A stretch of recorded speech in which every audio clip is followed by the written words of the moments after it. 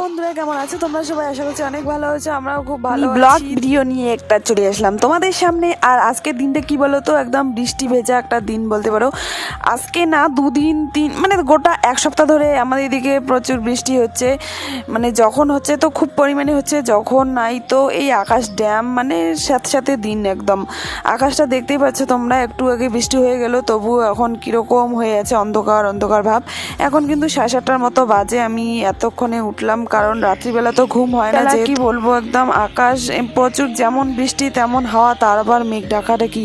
আর আমাদের ঘরটা যেহেতু একটু মানে ছোট, ভয় তো লাগেই, এর জন্য ঘুমও হয় না সেরকম। তো যাই হোক বন্ধুরা, দেখো বৃষ্টি হওয়ার পর কিন্তু ঘর বাড়িগুলো একদম চকচক করছে, টিনগুলো বৃষ্টিতে ধুয়ে গেছে যার জন্য। আর এই জায়গাটায় দেখো আমার ছাদের পুরো জল এই যে নিচে এসে পড়ে, একটা বড় গর্ত হয়ে গেছে। এই জায়গাটা বেশি নিচু হয়ে গেছে, আসলে পিছন দিকে করতে লাগতো।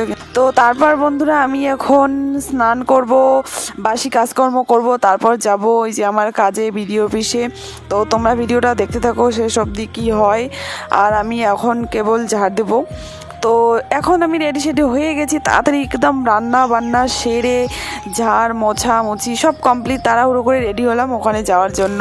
তারপর কি হলো বলো তো, যেহেতু এইদিকে বৃষ্টির দিনে আমাদের এদিকে টোটো পাওয়া বিশাল একটা ব্যাপার বলতে পারো। এখন আধা ঘন্টা থেকে রাস্তায় দাঁড়িয়েছি, মানে আমাদের এদিকে টোটো একটাও নাই।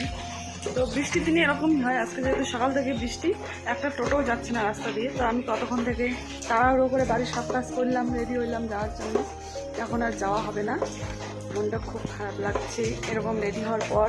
টিফিন যখন সব নিয়ে নিয়েছি, তবু এখন যেতে পারবো না। আমার যদি এখন যাই 12:15 বাজবে, তো 12টাই মনে করো বাজবে।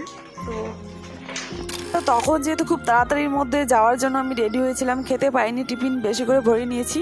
তো যেতে যখন পারলাম না, এর জন্য ভাবলাম যে বসে এখন বাড়িতে ভালো করে টিফিনটা খেয়ে নেই বাড়িতেই আমি, তারপর একটু রেস্ট করবো। আর যেতে যেহেতু পারলাম না, তো সেটাই করছি।